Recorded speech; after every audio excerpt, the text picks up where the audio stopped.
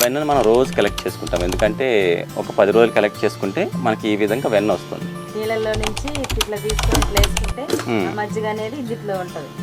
నీళ్ళు పోస్తే అది వేరుగా వచ్చేస్తుంది కదా, అది ఈ విధంగా మనం నీళ్ళు పోసిన తర్వాత ఆ మజ్జిగ కూడా పక్కకు వచ్చేసింది, వెన్న సపరేట్ అయింది.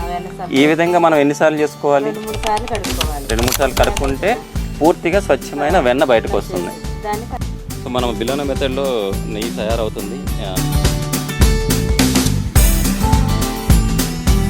చూసుకోండి, మనకి నెయ్యి ఎంత మంచి గోల్డెన్ కలర్లో కనిపిస్తుంది, చూసారు కదా.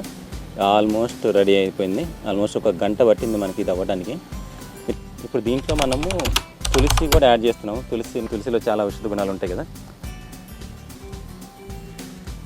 సో నెయ్యి ఎండింగ్కి వచ్చింది, చూసారు కదా. నెయ్యి మొత్తం రెడీ అయిపోయింది.